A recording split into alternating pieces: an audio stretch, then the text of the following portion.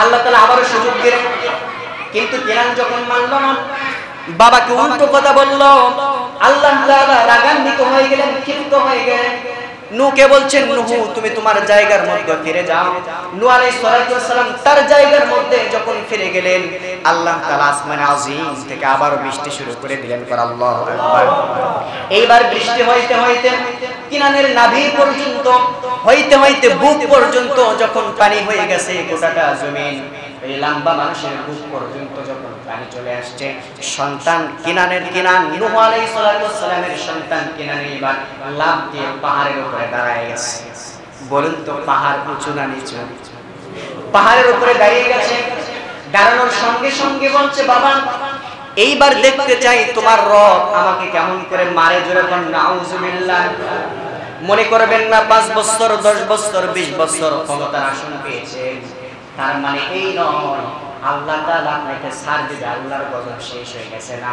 আল্লাহ তাআলা ফেরাউনকে যেমন করে ধ্বংস করেছেন, নমরুদকে যেমন করে লাংড়া মশার মাধ্যম দিয়ে আল্লাহ তাআলা জমিন থেকে বিদায় করে দিয়েছে, আবু জাহেলকে বদরের প্রান্তরে যেমন করে বিদায় করেছে, আপনার বিশ্বাস যদি থাকে ওই আল্লাহ এখনো পর্যন্ত আছে, তাহলে এইটাও বিশ্বাস করতে হবে ওই আল্লাহর ক্ষমতা এখনো আছে না নাই। আমার প্রিয় মুসলমান ভাইরা, আমার সংক্ষিপ্ত সময় একটু লক্ষ্য করুন। নূহ আলাইহিস সালাতু ওয়াস সালামের সন্তান যখন এই কথা বললেন, আল্লাহ তাআলা আরো রাগান্বিত হয়ে গেলেন। আসমানে আজিম থেকে বৃষ্টি বর্ষণ করা শুরু করে দিলেন, মুষলধারে বৃষ্টি, যেমনটা বৃষ্টি কিছুক্ষণ পূর্বে কিন্তু বাইরে হয়েছে। এইরকম বৃষ্টি যখন পড়া শুরু হয়ে গেছে আসমান থেকে, এইবার পাহাড়ের উপরে কিনানের হাঁটু পর্যন্ত পানি আবার যখন হয়ে গেল, নাভি পর্যন্ত পানি, বুক পর্যন্ত পানি, পানি হইতে হইতে গোটা জমিন আল্লাহ তাআলা পানি দ্বারা যখন ভরপুর করে দিলেন, এইবার কিনানের মুখ বরাবর পানি চলে আসছে, নাকের মধ্যে যাবে যাবে ভাব। ওই সময় ডাক দিয়ে বলছেন, আল্লাহ এইবার তোমার আযাব বন্ধ করো। আর বাবাকে ডাক দিয়ে বলছেন, বাবা একটু হাতটা বাড়ায় দাও। যেরকম আল্লাহু আকবার।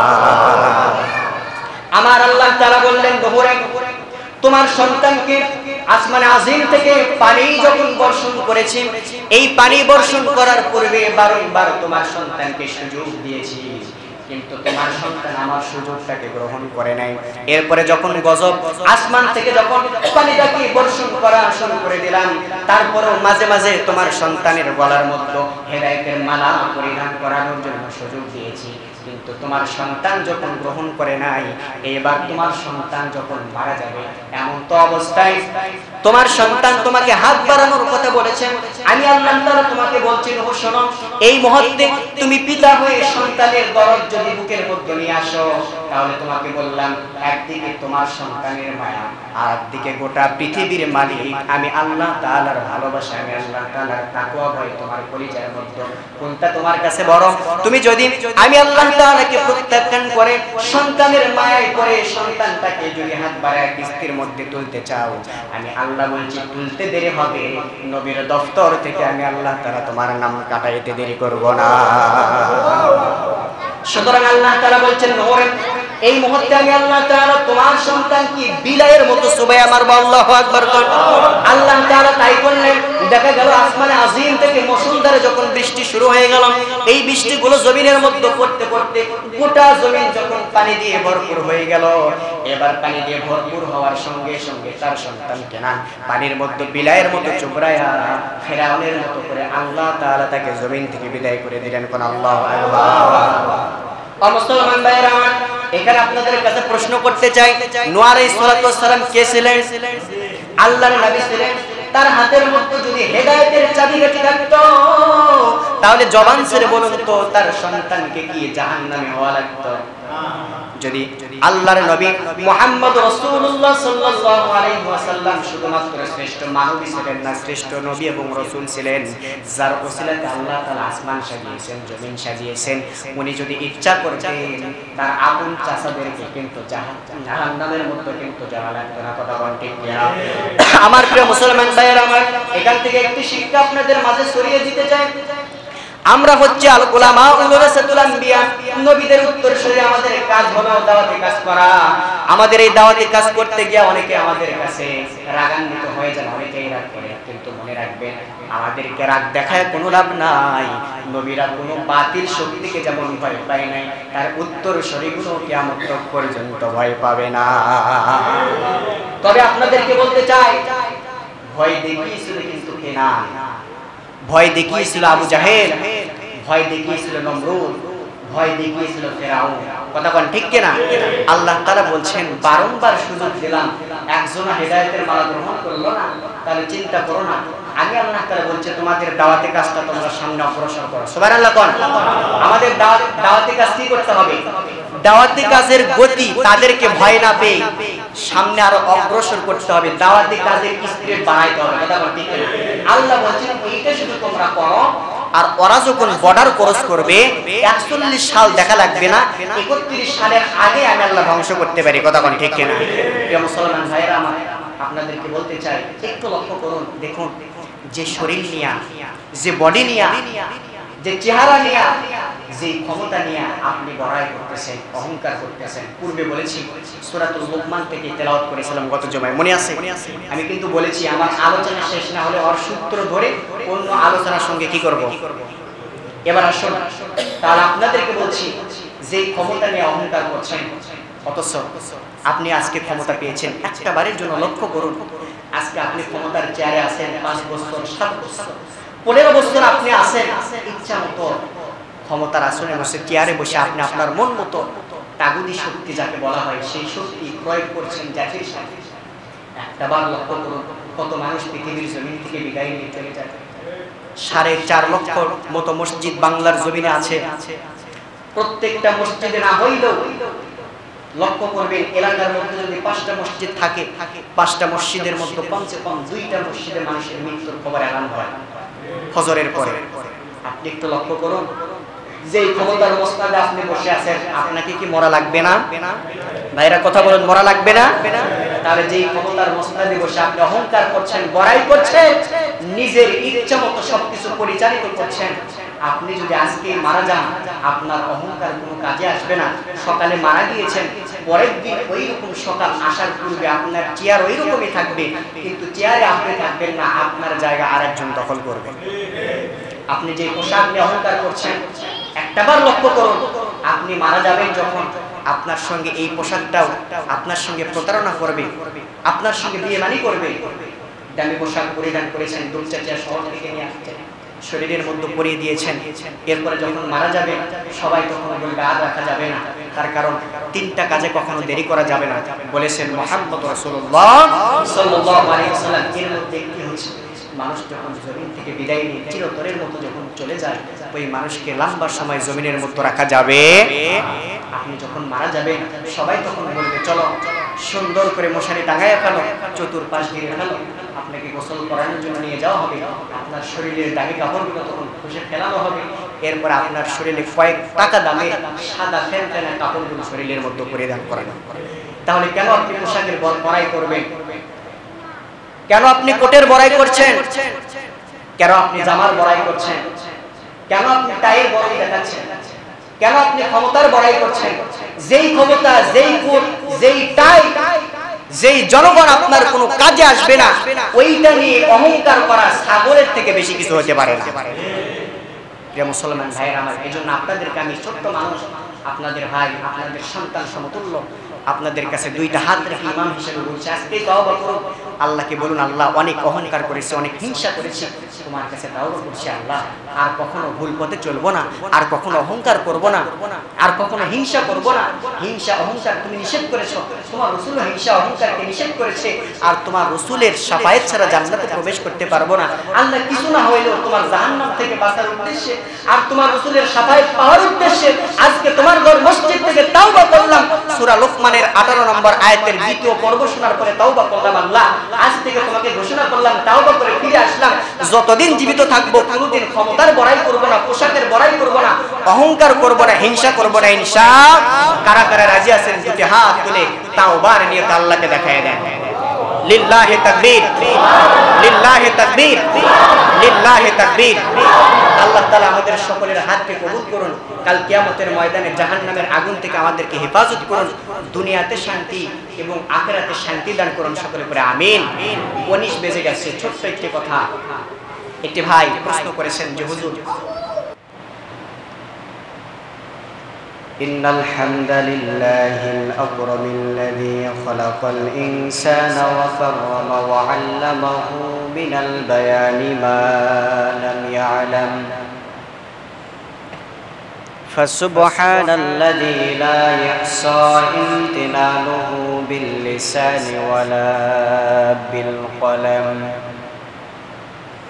نشهد أن لا إله إلا الله وحده لا شريك له نشهد أن سيدنا وحبيبنا ومولانا محمدًا عبده ورسوله الذي أرسله بالحق بشيرا ونذيرا وداعيا إلى الله بإذنه وسراجا منيرا فقد قال الله تعالى في كلامه المجيد وفرقانه الحميد সকল জবান খুলে পড়ুন আউযু বিল্লাহি মিনাশ শাইতানির রাজীম বিসমিল্লাহির রহমানির রহিম ইন্নাল্লাহা ওয়া মালাইকাতাহু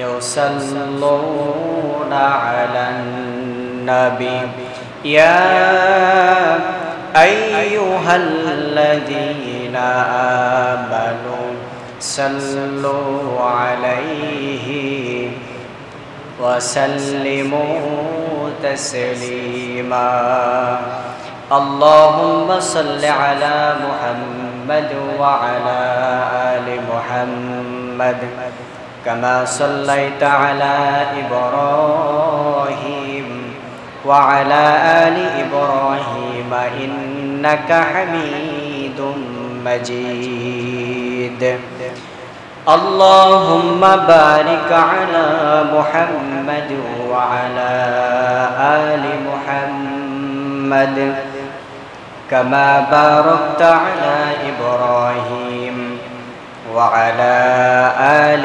إبراهيم إنك حميد مجيد হৃদয়ের জানালা খুলে দাও না প্রভুর প্রেমে কেন সারা দাও না হৃদয়ের জানালা খুলে দাও না প্রভুর প্রেমে কেন সারা দাও না বিশ্ব মালিক যিনি আল্লাহ মহান সৃষ্টি তারি এই নিখিল জাহান বিশ্ব মালিক যিনি আল্লাহ মহান সৃষ্টি তারি এই নিখিল জাহান তারে গাহে কেন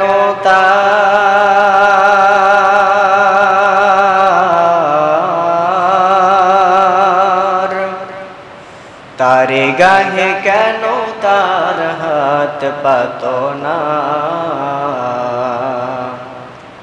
প্রভুর প্রেমে কেন সারা দাও না হৃদয়ের জানালা খুলে দাও না প্রভুর প্রেমে কেন সারা দাও না হৃদয়ের জানালা খুলে দাও না, প্রভুর প্রেমে কেন সারা দাও না। সকলে পড়ি আলহামদুলিল্লাহ। সমস্ত তারিফ এবং তেনার ভয় মোহাব্বত কলিজার ভিতরে ধারণ করে শ্রেষ্ঠতম জায়গা তেনার ঘর মসজিদে আসার বসা, কোরআন এবং হাদিসের আলোকে আলোচনা করা, উভয়কে শোনার মতো তৌফিক যিনি দান করলেন, আমরা সবাই খুশি না বেজার? সবাই জবান খুলে বলুন খুশি না বেজার? আমরা খুশি হয়ে সেই মহান রবের প্রতি জবান সেরে জীবনের শ্রেষ্ঠ কালিমার ঝান্ডা, শুকরিয়ার ঝান্ডা আকাশের দিকে উত্তোলন করে বলছি আলহামদুলিল্লাহ। লক্ষ কোটি দুরুদ সালাম বিশ্বনবী, বিশ্বনেতা সৈয়দুল মুরসালিন খাতামুন নবীন জনাবে মুহাম্মদ রাসূলুল্লাহ সকলেই পড়ি সাল্লাল্লাহু আলাইহি ওয়াসাল্লাম। সম্মানিত উপস্থিতি, আপনারা সবাই কেমন আছেন? সবাই ভালো আছেন? আলহামদুলিল্লাহ আলা কুল্লি হাল। আসুন, যেহেতু জুমার খুতবা, সময় খুব একটা লম্বা থাকে না। এরপরে আমি নিজে অসুস্থ, গতকাল একটি প্রোগ্রামে ছিলাম, সেখানে আবহাওয়াটা কয়েকদিন যাবৎ এরকম চলছে আমরা দেখতে পাচ্ছি। তো কালকেও ঠিক এরকম মুষলধারে বৃষ্টি হচ্ছিল। এমন একটি জায়গার মধ্যে আমরা ছিলাম যেখানে বৃষ্টি থেকে বাঁচার মতো তেমন কোনো উপায় ছিল না। তো যার কারণে একটু ঠান্ডা লাগার কারণে অসুস্থতা বোধ করছি। আপনাদের কাছে সর্বপ্রথম দোয়া চাই, আল্লাহ তাআলা আমাকে যেন সুস্থতা নামক পরিপূর্ণ নিয়ামত দান করেন, সকলে পড়ে আমিন। এবং আমি আপনাদের জন্য প্রাণ খুলে দোয়া করছি, আল্লাহ তাআলা আপনাদের সবাইকে যেন সুস্থতার সহিত নেক হায়াত দারাজ করে দেন, সকলে পড়ে আমিন। আলহামদুলিল্লাহ। সম্মানিত উপস্থিতি, আসুন, গত জুমায় সূরাতুল লোকমান 18 নম্বর আয়াতে কারিমা থেকে আপনাদের সামনে কিছু কথা বলা হয়েছিল এবং একটি নির্ধারিত বিষয়, নামাজের একটি অংশ নিয়ে আপনাদের সামনে কথা বলা হয়েছিল। আজকে এই দুটি বিষয়কে সামনে রেখে গত জুমার গত পর্বের আলোচনার সূত্র ধরে আপনাদের সামনে কিছু কথা বলবো। আল্লাহ তাআলা আমাকে বলার, আপনাদেরকে শুনে আমল করার রাস্তা যেন সহজ করে দেন, সকলে পড়ে আমিন। সম্মানিত উপস্থিতি, আসলে আমি এর পূর্বেও আপনাদেরকে বলেছি, হেদায়েতের রাস্তা বলে দেওয়ার দায়িত্ব নবীদের ছিল। হেদায়েতের রাস্তা বলে দেওয়ার দায়িত্ব ওলামায়ে কেরাম, হকখানে ওলামায়ে কেরাম যারা কিয়ামত পর্যন্ত আসবে, রাসূলের উত্তরসূরি, তাদের এটা দায়িত্ব থাকবে, ঠিক না? কিন্তু কোন ইমাম, কোন খতিব সাহেব, কোন মুফতি মুহাদ্দিস, কোন বক্তা, কোন কেউ কোন মানুষকে হেদায়েত দিতে পারে? মানুষ যদি কোনো মানুষকে হেদায়েত দিতে পারত, হেদায়েতের চাবিকাঠি যদি কোনো মানুষের কাছে থাকতো, তাহলে একটু লক্ষ্য করুন, আমার নবী জনাবে মুহাম্মদ রাসূলুল্লাহ সাল্লাল্লাহু আলাইহি ওয়াসাল্লাম, তিনার আপন চাচা, তিনি কি জাহান্নামের আগুনের মধ্যে জ্বলতেন? কথা বলেন, জ্বলতেন? জ্বলতেন না। বিশ্বনবীর কাছে যদি হেদায়েতের চাবিকাঠি থাকতো, তাহলে আল্লাহ রাসূল সাল্লাল্লাহু আলাইহি ওয়াসাল্লাম তার আপন চাচাকে হেদায়েত দিয়ে দিতেন, হেদায়েতের মালা পরিধান করে দিতেন। আপন চাচা জাহান্নামের মধ্যে জ্বলবে আর আমি তার ভাতিজা জান্নাতের মধ্যে আরাম করব, এইটা কখনো হতে পারে? সুতরাং এই ছোট্ট কথা থেকে বোঝা যায়, মানুষের পৃথিবীর কোনো মানুষের হাতে হেদায়েতের চাবিকাঠি নাই। হেদায়েতের চাবিকাঠি, হেদায়েতের মালা যিনি পরায় দিতে পারেন, তিনিই হলেন আল্লাহ। একথা কেন বললাম? যত আলোচনা আপনি কোরআন থেকে করুন, কথাটি বলার মূল উদ্দেশ্য, যত আলোচনা কোরআন থেকে করুন, হাদিস থেকে করুন, বিশ্বনবীর সিরাত থেকে করুন, কিছু মানুষ আছে তারা শুনবে, তারা জানবে, কিন্তু আমল করবে না, বরং যেটা আমলের কথা ছিল করার, তার বিপক্ষে চলবে। ঠিক কিনা? আমরা দাওয়াত দিয়ে যাচ্ছি, কালেমার পথে আসুন, ইসলামের পথে আসুন, কিন্তু আমাদের কথা কেউ শ্রবণ করে না।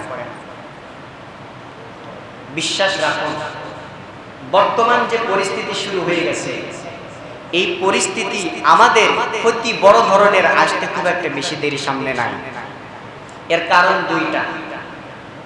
বিশেষ করে মুসলমানদের উপরে যে নির্যাতন জুলুম চলে আসছে, আপনারা নেটে দেখেছেন ভারতের মুসলমান তারা গরু জবাই করেছেন, এই অপরাধের কারণে তাদের বাসাবাড়ি ভেঙে ফেলা হয়েছে, তাদেরকে পিটানো হয়েছে, তারা নামাজ আদায় করছেন, সেখান থেকে তাদেরকে গ্রেফতার করে অত্যাচার নির্যাতন জুলুম তাদের উপরে চালানো হচ্ছে।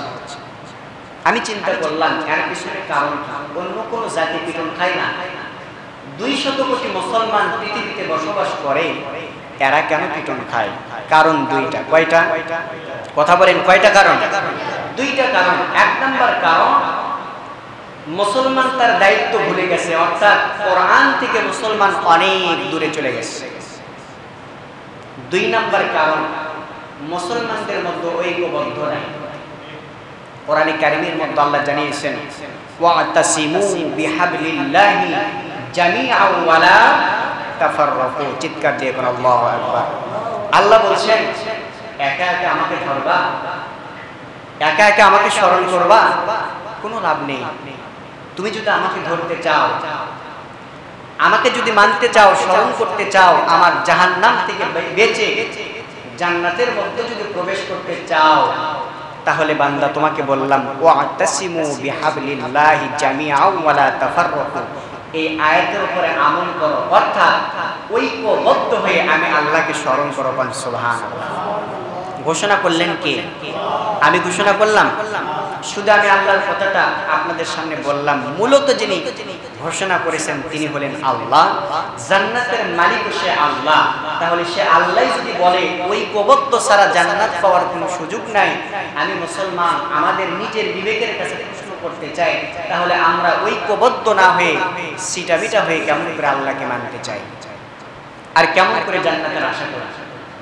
ঠিক না? মসজিদে বলা হয় হুজুর দোয়া করবেন, নির্যাতিত মুসলমান যারা আছে এদের পক্ষে দোয়া করবেন, আল্লাহ তাআলা তাদের পক্ষ থেকে তাদেরকে যেন জালিমের হাত থেকে রক্ষা করে। আমার প্রশ্ন, যাদেরকে আপনি নির্যাতিত মুসলমান বলছেন, হ্যাঁ তারা নির্যাতিত, কিন্তু আপনার উপরে তো সে নির্যাতন এখনো আসে নাই।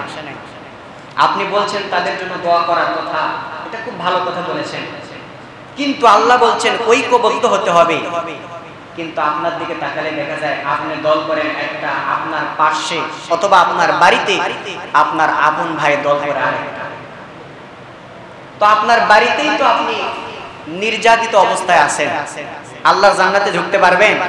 ফেরেশতারা নির্যাতন করবে কি করবে না? 4 দল 14 দল করে যদি মৃত্যুবরণ করেন, বলেন তো জবান ছেড়ে, মৃত্যুর পরে কবরের মধ্যে জাহান্নামের ফেরেশতাকে নির্যাতন করবে না ভাই? তা আপনাকে তো আগে বাঁচতে হবে, ঠিক না? আপনি বলতে পারেন হুজুর তাদের জন্য দোয়া করুন এবং তাদের সঙ্গে আমাদের জন্য দোয়া করুন এবং আমাদেরকে দিক নির্দেশনামূলক কথা বলুন, কোন কথাগুলো মানলে বুঝলে আর কি আমল করলে আমরা আল্লাহর জান্নাত থেকে বাঁচতে পারবো। ইমাম সাহেব তখন জবান ছেড়ে বলবেন, জান্নাত থেকে বাঁচতে গেলে সর্বপ্রথম যে হাতিয়ারের প্রয়োজন সেটা হচ্ছে ঐক্যবদ্ধ। ঐক্যবদ্ধ যদি হতে পারেন, জাহান্নাম থেকে বাঁচতে পারবেন, জান্নাতে ঢুকতে পারবেন এবং দুনিয়াতে কাফের মুশরিকের হাত থেকেও আল্লাহ আপনাকে রক্ষা করবে ইনশাআল্লাহ। আল্লাহ তাআলা বোঝার তৌফিক দান করেন। যে কথা বলছিলাম, দেখুন হেদায়েতের মালিক একমাত্র আল্লাহ, পৃথিবীর কোনো মানুষের হাতে চাবিকাঠি নেই। নূহ আলাইহিস সালাতু ওয়াস সালাম তার সন্তান কেনানকে বলছে যে বাবা, আল্লাহ তাআলা আমাকে নবী হিসেবে প্রেরণ করেছেন। সুবহানাল্লাহ কবেন না? কে বলছেন? নূহ আলাইহিস সালাতু ওয়াস সালাম সন্তানকে বলছেন। এবার সন্তানকে ডাক দিয়ে বলছেন যে বাবা, আল্লাহ তাআলা আমাকে কালিমা দিয়ে পাঠিয়েছেন, আল্লাহর দ্বীনের দাওয়াত দেওয়ার জন্য পাঠিয়েছেন। আমি তোমার কাছে সর্বপ্রথম দাওয়াত নিয়ে আসলাম। আমি বাবা তোমাকে বলছি আল্লাহর জাহান্নামকে ভয় করো আর তাগুতি শক্তি ছাড়ো, আল্লাহর একত্ববাদকে তুমি বিশ্বাস করো এবং জমিনে একত্ববাদের দাওয়াত নিয়ে চলো। সুবহানাল্লাহ বলেন না? দাওয়াতটা ভালো না খারাপ? কথা বলেন, ভালো না খারাপ? এই দাওয়াত কি আজকে আমাদের সমাজে আছে? কে বলছেন? যদি দাওয়াত নাই থাকে তাহলে আলিমেরা জেলখানার মধ্যে কেন আছে? কথা বলেন ঠিক কিনা? বুঝতে হবে আলিমেরা জেলখানায় আছে, তার মানে সেই দাওয়াত নূহ আলাইহিস সালামের দাওয়াত নিশ্চিহ্ন হয় নাই, এখনো জমিনের মধ্যে আছে, কিন্তু সংখ্যায় কম হতে পারে, ঠিক কিনা? নূহ আলাইহিস সালাম বলছেন তাগুতি শক্তি ছাড়ো, আল্লাহর আইনকে বিশ্বাস করো, জমিনে বাস্তবায়ন করো, আর যদি তা না করো তাহলে আল্লাহর গজব তোমাকে ধ্বংস করে দিবে। যেরকম নাউজুবিল্লাহ। তার সন্তান বলছেন যে বাবা, আল্লাহর কি গজব আছে যে গজব আমাকে ধ্বংস করতে পারে? নূহ আলাইহিস সালাম কথাটা শোনার পরে বলছেন যে বাবা, আল্লাহ যদি ইচ্ছা করে বেশি কিছু লাগবে না। বাইরে কি হচ্ছে বলুন তো? সবাই বলেন কি হচ্ছে? এই বৃষ্টি পড়তে পারে না, চুবানি খাইতে খাইতে মৃত্যুবরণ করে। আল্লাহ ইচ্ছা করলে তোমাকেও জমিন থেকে বিদায় করতে, তবে তার সিস্টেমটা হলো বিলাইয়ের মতো চুবায়া, ঠিক কিনা? তার সন্তান বলছেন যে দেখা যাক আল্লাহর কি গজব আছে, আমি আল্লাহকেই দেখে নেব। নাউজুবিল্লাহ হবেন না? আমার প্রিয় মুসলমান ভাইরা আমার, গভীর মনোযোগ দিয়ে কথাগুলো শ্রবণ করবেন। আল্লাহর পয়গম্বর হযরতে নূহ আলাইহিস সালাতু ওয়াস সালাম সন্তানকে বললেন, সন্তান রে, তাগুতি শক্তি ছাড়ো, আল্লাহকে এক বলে স্বীকার করো, জমিনের ভিতরে আল্লাহর দ্বীন কায়েমের জন্য চেষ্টা চালিয়ে যাও। এই কথা বলার সঙ্গে সঙ্গে তিনি বললেন, আল্লাহর ভয়াবহ আযাবের কথাও তিনি জানিয়ে দিলেন।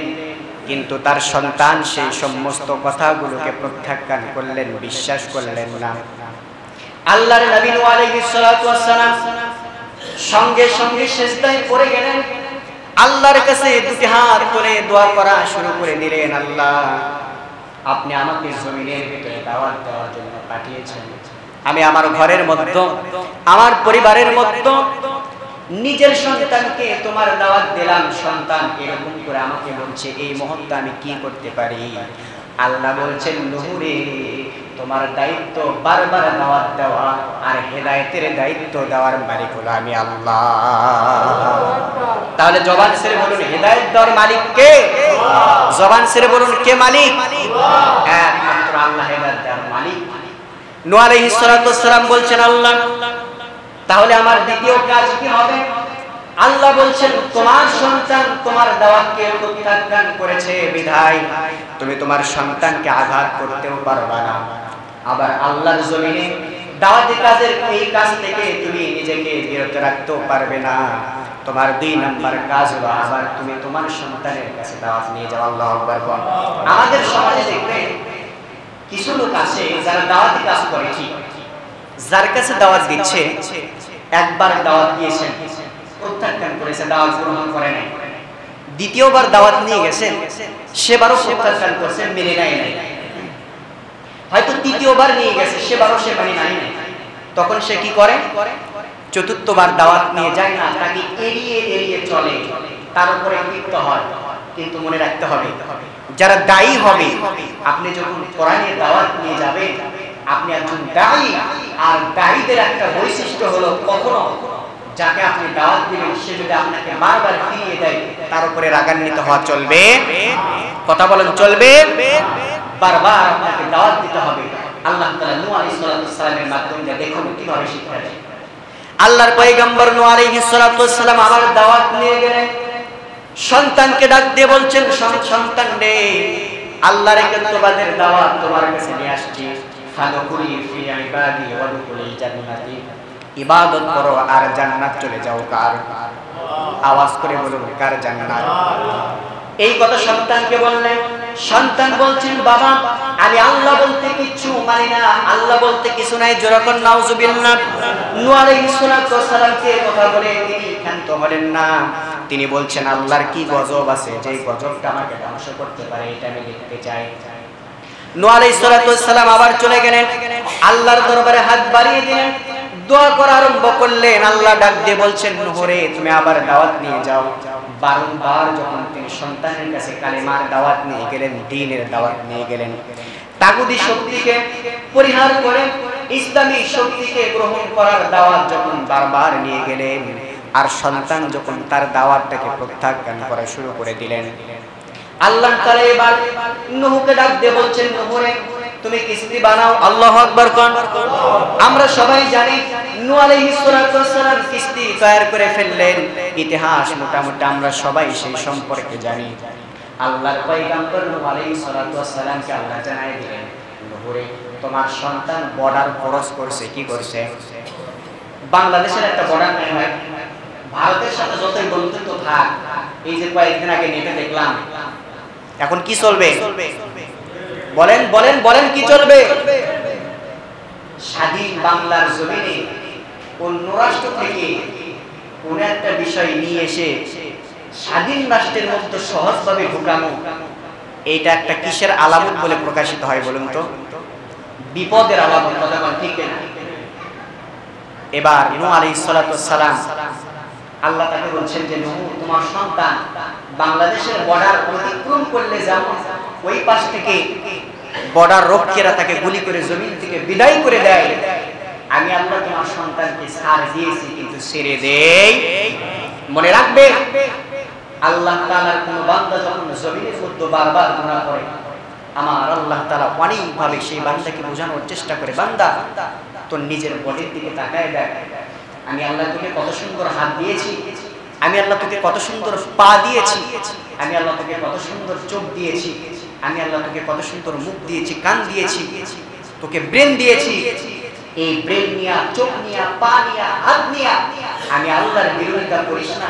তার কারণ আফাহাসিবতুম আন্নামা খালাকনাকুম আবাসাও ওয়া আন্নামা ইলাইকুম লা তুরজাউন। চিৎকার দিয়ে বলেন আল্লাহ বলছেন, একদিন তো আবার আমার কাছে ফিরে আসতে হবে, যাওয়া লাগবে না ভাই?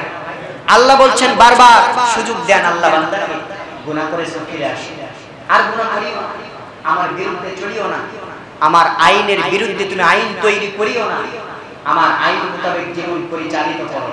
বারবার বারবার বারবার জ্ঞানের মতো আল্লাহ তাআলা মানুষকে সুযোগ দেয়। কিন্তু যখন বান্দা সীমানা অতিক্রম করে ফেলে, বর্ডার অতিক্রম করে, বর্ডার রক্ষীরা যেমন গুলি করে জমিন থেকে বিদায় করে দেয়, আল্লাহ বলছেন আমি আল্লাহ ধরি না, তবে আমি আল্লাহ ধরলে কিন্তু ছাড়ি না। কথা কোন ঠিক কিনা? এই কথায় নূহ আলাইহিস সালাতু ওয়াস সালামকে আল্লাহ তাআলা বোঝাচ্ছেন, তোমার সন্তানকে আমি ছাড় দিয়েছি, ইচ্ছা করলে প্রথমে যখন তুমি দাওয়াতি কাজ করেছিলে, তার কাছে দাওয়াত নিয়ে গিয়েছিলে, আমি আল্লাহকে এক বলে স্বীকার করে নাই, তাগুতি শক্তি কিছু সে এখনো পর্যন্ত আছে, ইচ্ছা করলে ওই অবস্থাতে এটাকে ধ্বংস করতে পারতাম। কথা ঠিক না? কিন্তু আমি আল্লাহ তা করলাম না, দ্বিতীয়বারও করি নাই, তৃতীয়বারও তাকে ধ্বংস করি নাই, বারবার সুযোগ দিয়েছি। কিন্তু তোমার সন্তান বর্ডার অতিক্রম করছে, আর তাকে সুযোগ দেওয়া যাবে না। তার কথা অনুযায়ী আমি এবার তাকে বিলাইয়ের মতো জমিনের মধ্যে সুবাইয়া মারতে চাই। কোন আল্লাহু আকবার। মনে রাখবেন, আল্লাহর আযাবের ভয় আলেম ওলামা কোরআন প্রেমিক ব্যক্তিগুলো বারবার দেখাচ্ছে, আর এক সাইড থেকে আপনি আপনার তাগুতি শক্তির ভয় দেখাচ্ছেন। ইসলামকে মানছেন না, আল্লাহর দ্বীনকে মানছেন না, আল্লাহর গজবকে ভয় করছেন না। আল্লাহ যদি ইচ্ছা করে এমন একটা সময় আপনার সামনে নিয়ে আসবে, নূহ আলাইহিস সালাতু ওয়াস সালামের সন্তানকে যেমন বিলাইয়ের মতো চুবাইয়া মারছে, আপনাকে মারতে আল্লাহর 1 সেকেন্ড সময় লাগবে না। কথা কোন ঠিক না? আমার প্রিয় মুসলমান ভাইরা, আমার নূহ আলাইহিস সালাতু ওয়াস সালামের সন্তান 160 গজ লম্বা মানুষ ছিলেন। এইবার আল্লাহ তাআলা নূহ আলাইহিস সালাতু ওয়াস সালামকে বলছেন, আমি আমার গজবগুলো জমিনের ভিতরে বর্ষণ করতে চাই। আল্লাহ তাআলাকে ডাক দিয়ে বলছেন, আল্লাহ কি গজব বর্ষণ করবে? আল্লাহ তাআলা বলছেন, নূহ রে, আমি আল্লাহ তাআলা এই মুহূর্তেই যেই আসমান থেকে পানির ব্যবস্থা করলে জমিনের ভিতরে ফসল ফললে ফসল ভালো হয়, ওই আসমানের পানিটাকে আমি আল্লাহ তাআলা গজব রূপে এবার জমিনে দিতে চাই। ইতিমধ্যে দেখা গেল নূহ আলাইহিস সালাতু ওয়াস সালাম রক্ষ করলেন, আকাশের মধ্যে কালো মেঘ জমে গেল। নূহ আলাইহিস সালাতু ওয়াস সালাম দেখছেন অল্প সময়ের মধ্যে বৃষ্টি বর্ষণ শুরু হয়ে গেল। বৃষ্টি বর্ষণ শুরু হওয়ার সঙ্গে সঙ্গে এমন ভাবে আল্লাহ তাআলা গোটাটা জমিনের মধ্যে বৃষ্টি বর্ষণ করলেন, জমিনটা যখন পানি দিয়ে ভরপুর হয়ে গেল, ওই লম্বা মানুষ নূহ আলাইহিস সালাতু ওয়াস সালামের সন্তান কেনানের হাঁটু বরাবর পানি হয়ে গেছে। আল্লাহু আকবার। তার হাঁটু বরাবর যখন পানি হয়ে গিয়েছে, নূহ আলাইহিস সালাতু ওয়াস সালামের সন্তানের হাঁটু বরাবর পানি হওয়ার সঙ্গে সঙ্গে আল্লাহ তাআলা আসমান থেকে পানি বর্ষণ বন্ধ করে দিলেন। এবার কিনান কুত্তা মুসকির মতো হেসে তার বাবা নূহকে বলতেছে, বাবা আসমানের দিকে তাকায় দেখো তোমার আল্লাহর পানি শেষ হয়ে গেছে। নাউজুবিল্লাহ। নূহ আলাইহিস সালাম সিজদার মধ্যে বললেন, আল্লাহকে ডাক দিয়ে বলছেন, আল্লাহ কেন বৃষ্টি বর্ষণ করলেন, আবার কেন আপনি বন্ধ করলেন বুঝতে পারলাম না। আল্লাহ কই, নূরে তুমি তো জানো না পৃথিবীর মানুষকে আমি আল্লাহ তাআলা 100 ভাগের মধ্যে 1 ভাগ দয়া দান করেছি, আর 99 ভাগ দয়া কার কাছে আছে?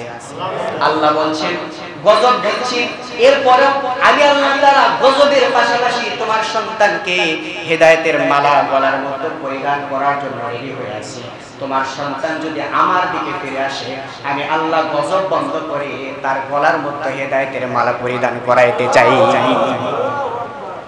আল্লাহ তাআলা আবারও সুযোগ দিলেন, কিন্তু কেনান যখন মানল না, বাবাকে উল্টো কথা বলল, আল্লাহ তাআলা রাগান্বিত হয়ে গেলেন, ক্ষিপ্ত হয়ে গেলেন। নূহকে বলছেন, নূহ তুমি তোমার জায়গার মধ্যে ফিরে যাও। নূহ আলাইহিস সালাম তার জায়গার মধ্যে যখন ফিরে গেলেন, আল্লাহ তাআলা আসমানে আজিম থেকে আবারও বৃষ্টি শুরু করে দিলেন। আল্লাহু আকবার। এইবার বৃষ্টি হইতে হইতে কিনানের নাভি পর্যন্ত, হইতে হইতে বুক পর্যন্ত যখন পানি হয়ে গেছে, গোটাটা জমিন এই লম্বা মানুষের বুক পর্যন্ত যখন পানি চলে আসছে, সন্তান কিনানের নূহ আলাইহিস সালামের সন্তান কিনান এবার লাফ দিয়ে পাহাড়ের উপরে দাঁড়ায় গেছে। বলুন তো পাহাড় উঁচু না নিচু? পাহাড়ের উপরে দাঁড়িয়ে গেছে। দাঁড়ানোর সঙ্গে সঙ্গে বলছে, বাবা এইবার দেখতে চাই তোমার রব আমাকে কেমন করে মারে। জোরে বলেন নাউজুবিল্লাহ। মনে করবেন না 5 বছর 10 বছর 20 বছর ক্ষমতার আসন পেয়েছেন, তার মানে এই নয় আল্লাহ তাআলা আপনাকে ছাড় দিবে, আল্লাহর গজব শেষ হয়ে গেছে না। আল্লাহ তাআলা ফিরাউনকে যেমন করে ধ্বংস করেছেন, নমরুদকে যেমন করে লাংরা মশার মাধ্যম দিয়ে আল্লাহ তাআলা জমিন থেকে বিদায় করে দিয়েছে, আবু জাহেলকে বদরের প্রান্তরে যেমন করে বিদায় করেছে, আপনার বিশ্বাস যদি থাকে ওই আল্লাহ এখনো পর্যন্ত আছে, তাহলে এইটাও বিশ্বাস করতে হবে ওই আল্লাহর ক্ষমতা এখনো আছে না নাই। আমার প্রিয় মুসলমান ভাইরা, আমার সংক্ষিপ্ত সময় একটু লক্ষ্য করুন।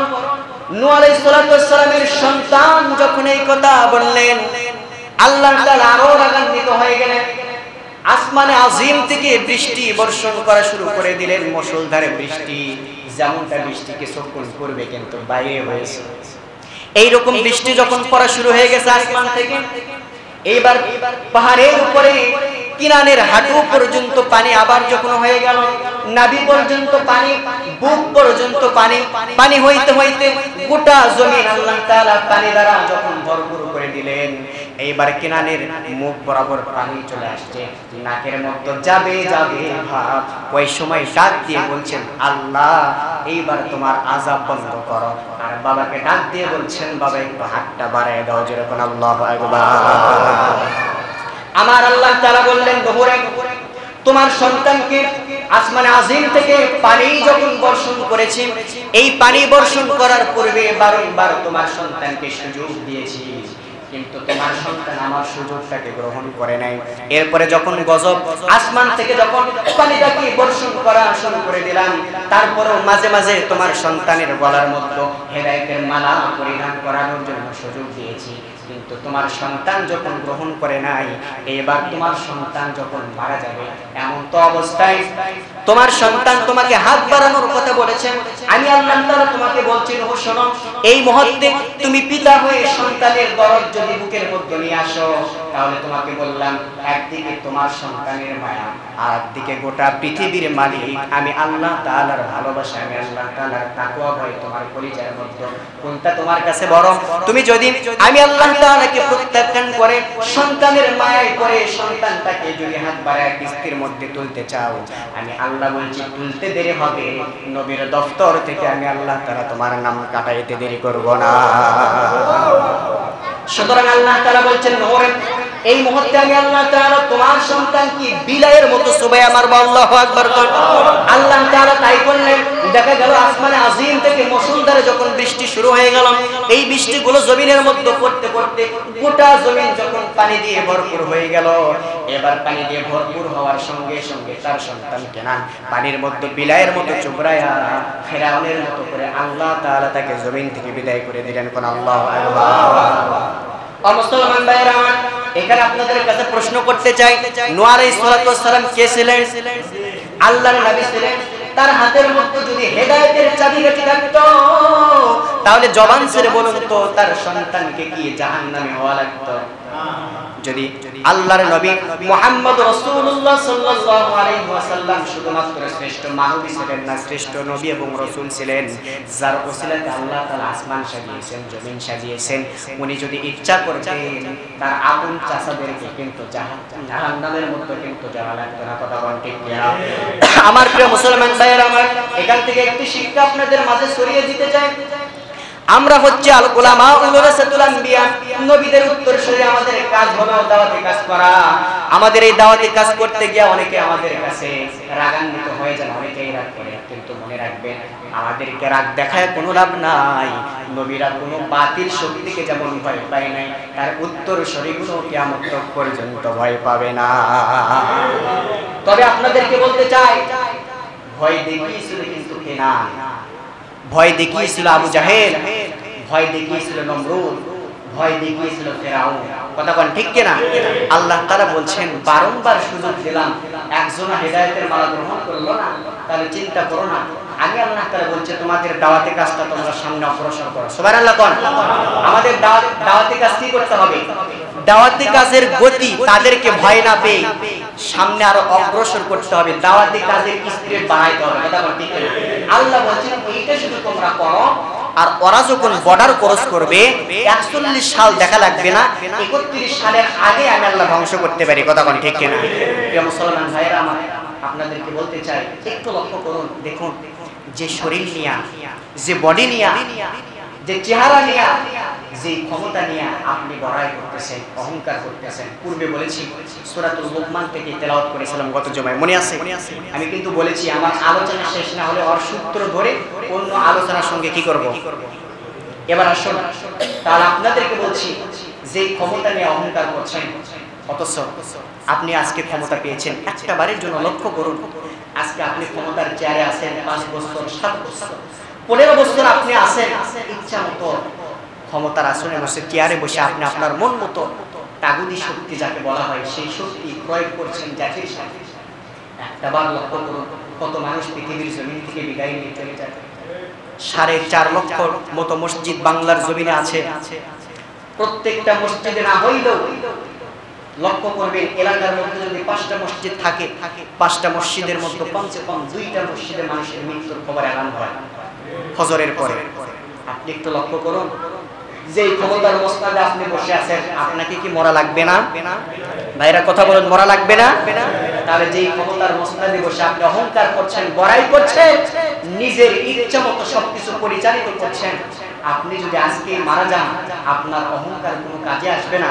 সকালে মারা গিয়েছেন, পরের দিন ওই রকম সকাল আসার পূর্বে আপনার চেয়ার ওই রকমই থাকবে, কিন্তু চেয়ারে আপনি থাকবেন না, আপনার জায়গা আরেকজন দখল করবে। আপনি যে পোশাক নিয়ে অহংকার করছেন, একটাবার লক্ষ্য করুন, আপনি মারা যাবেন যখন, আপনার সঙ্গে এই পোশাকটাও আপনার সঙ্গে প্রতারণা করবে, আপনার সঙ্গে বেঈমানি করবে।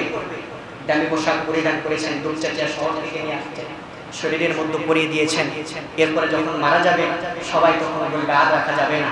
তার কারণ 3টা কাজে কখনো দেরি করা যাবে না, বলেছেন মুহাম্মদ রাসূলুল্লাহ সাল্লাল্লাহু আলাইহি ওয়াসাল্লাম। এর মধ্যে একটি হচ্ছে, মানুষ যখন জমিন থেকে বিদায় নিয়ে চিরতরের মতো যখন চলে যায়, ওই মানুষকে লম্বা সময় জমিনের মধ্যে রাখা যাবে।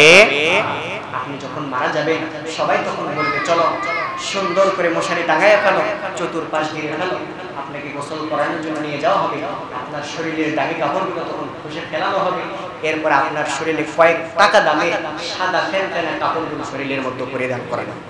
তাহলে কেন আপনি পোশাকের বড়াই করবেন? কেন আপনি কোটের বড়াই করছেন? কেন আপনি জামার বড়াই করছেন? কেন আপনি টাইয়ের বড়াই দেখাচ্ছেন? কেন আপনি ক্ষমতার বড়াই করছেন? যেই ক্ষমতা, যেই কোট, যেই টাই, যেই জনগণ আপনার কোনো কাজে আসবে না, ওইটা নিয়ে অহংকার করা ছাগলের থেকে বেশি কিছু হতে পারে না। প্রিয় মুসলমান ভাইয়েরা আমার, এজন্য আপনাদেরকে আমি ছোট্ট মানুষ, আপনাদের ভাই, আপনাদের সন্তান সমতুল্য, আপনাদের কাছে 2টা হাত রেখে ইমাম হিসেবে বলছি, আজকে তওবা করুন, আল্লাহকে বলুন, আল্লাহ অনেক অহংকার করেছে, অনেক হিংসা করেছে, তোমার কাছে তাওবা করছি আল্লাহ, আর কখনো ভুল পথে চলবো না, আর কখনো অহংকার করব না, আর কখনো হিংসা করব না। হিংসা অহংকার তুমি নিষেধ করেছো, তোমার রাসূল হিংসা অহংকারকে নিষেধ করেছে, আর তোমার রাসূলের শাফায়াত ছাড়া জান্নাতে প্রবেশ করতে পারবো না। আল্লাহ কিছু না হইলেও তোমার জাহান্নাম থেকে বাঁচার উদ্দেশ্যে আর তোমার রাসূলের শাফায়াত পাওয়ার উদ্দেশ্যে আজকে তোমার ঘর মসজিদ থেকে তাওবা করলাম। সূরা লোকমানের 18 নম্বর আয়াতের দ্বিতীয় পর্ব শোনার পরে তাওবা করলাম আল্লাহ, আজ থেকে তোমাকে ঘোষণা করলাম, তাওবা করে ফিরে আসলাম। যতদিন জীবিত থাকবো কোনোদিন ক্ষমতার বড়াই করব না, পোশাকের বড়াই করব না, অহংকার করব না, হিংসা করব না, ইনশাআল্লাহ। কারা কারা রাজি আছেন দুটি হাত তুলে তাওবার নিয়ত আল্লাহকে দেখায় দেন। লিল্লাহি তাকবীর, লিল্লাহি তাকবীর, লিল্লাহি তাকবীর। আল্লাহ তাআলা আমাদের সকলের হাতকে কবুল করুন, কাল কিয়ামতের ময়দানে জাহান্নামের আগুন থেকে আমাদেরকে হেফাজত করুন, দুনিয়াতে শান্তি এবং আখিরাতে শান্তি দান করুন সকলে করে আমিন। 19 বেজে গেছে। ছোট্ট একটি কথা, একটি ভাই প্রশ্ন করেছেন যে হুজুর, যেটা ফরজের পূর্বে পড়া হয় সুন্নাত, কয় রাকাত? এই সুন্নাতটা কি পড়া লাগবে নাকি লাগবে না? পড়লে কি গুনাহ হবে না সওয়াব হবে? বিভিন্ন প্রশ্ন অনেকের মনে আসে না নাই? তো আমার কাছে একজন ভাই প্রশ্ন করেছেন, জুমাতে যখন আসতেছিলাম, যে হুজুর যোহরের নামাজের 4 রাকাত সুন্নাত ফরজের পূর্বে এইটার হুকুম কি? আমি ওনাকে বলছি, আপনাদের স্মরণেও বলছি, তার কারণ সমাজে অনেক ব্যক্তি এরকম আছেন যারা মনে করেন শুধু ফরজ করলেই পাপ, ঠিক না? অনেকে এরকম আছে, দেখবেন যোহরের 4 রাকাত সুন্নাত আদায় করে না, ফরজের পর 2 রাকাত সুন্নাত আদায় করে না।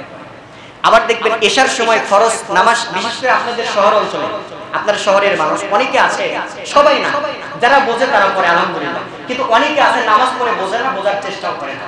এই শহর অঞ্চলে অনেকে আছে ফরজ নামাজ শেষ, এশা, দোকান বাইরে খোলা আছে, কর্মচারী আছে, নামাজ শেষ হয়ে গেছে, দেখবেন সুন্নাত পড়ে না, চলে যায় দোকানের মধ্যে। অথবা অনেকে এরকমও ভুল করে, শুধু 3 রাকাত বেতের পড়ে, যে যেরকম যে পদ্ধতিতে পড়ে শুধু বেতেরটা পড়ে সেখান থেকে বিদায় নিয়ে চলে যায়, ঠিক না? জোরে বলেন। এখন এখানে প্রশ্ন হচ্ছে, ভাই দেখুন সুন্নাত 2 প্রকার, কয় প্রকার? সুন্নাতে মুআক্কাদা, সুন্নাতে গায়রে মুআক্কাদা। এখন সুন্নাতে মুআক্কাদা কোনটা? যোহরের পূর্বে 4 রাকাত সুন্নাত, এটা আপনার জন্য সুন্নাতে মুআক্কাদা। সুবহানাল্লাহ কবেন না? আসরের পূর্বে 4 রাকাত সুন্নাত, যেটা অনেকেই পড়ে অনেকে পড়ে না, এইটা আপনার জন্য গায়রে মুআক্কাদা, সুন্নাতে গায়রে মুআক্কাদা। এখন আসুন, সুন্নাতে মুআক্কাদা আর গায়রে মুআক্কাদা কাকে বলা হয়? সুন্নাতে মুআক্কাদা তাকে বলা হয় আল্লাহ রাসূল সাল্লাল্লাহু আলাইহি ওয়াসাল্লাম যেই সুন্নাতটা, এক কথায় আল্লাহ রাসূল সাল্লাল্লাহু আলাইহি ওয়াসাল্লাম নামাজের সময় যেই সুন্নাতগুলো কখনো বাদ দেন, এর মধ্যে যোহরের 4 রাকাত সুন্নাত ফরজের পূর্বে আপনি যদি আগে পড়তে না পারেন, জামাত শুরু হয়ে যায়, পরবর্তীতে পড়ে নিতেই হবে। এইটা সুন্নাতে মুআক্কাদা, আপনাকে ছাড়া যাবে না। যোহরের নামাজ শেষ করলেন ফরজ, তারপরে 2 রাকাত সুন্নাত, এইটা আপনাকে আদায় করতে হবে। কিন্তু আসরের নামাজের সময় আসরের ফরজ 4 রাকাত আদায়ের পূর্বে 4 রাকাত সুন্নাত আছে না নাই? এইটা আপনার আমার জন্য গায়রে সুন্নাতে গায়রে মুআক্কাদা। এইটা যদি আপনি আদায় করেন আপনার সওয়াব হবে, যদি আদায় না করেন গুনাহ হবে। কথা বলেন, গুনাহ হবে। কিন্তু যোহরের 4 রাকাত সুন্নাত যদি আপনি না পড়েন, গুনাহের সম্ভাবনা আছে না নাই? এবার বলুন, আসরের 4 রাকাত সুন্নাত আপনি যদি পড়েন সওয়াব পাবেন, যদি না পড়েন গুনাহ হওয়ার কোনো সম্ভাবনা। বুঝতে পারছেন? আল্লাহ তাআলা আমাদের সবাইকে দ্বীনের পথে অটল থেকে নামাজ কালাম যা কিছু আমল আখলাক করব আমরা সবকিছু আল্লাহ তাআলা কোরআন ভিত্তিক, হাদিস ভিত্তিক, রাসূলের সুন্নাহ ভিত্তিক করার তৌফিক দান করুন। দুনিয়াতে শান্তি, আখিরাতে মুক্তি লাভ করে জান্নাতে যাওয়ার রাস্তা সহজ করে দেন সকলে করে আমিন। আসসালামু আলাইকুম ওয়া রাহমাতুল্লাহ। যারা সুন্নাত পড়েন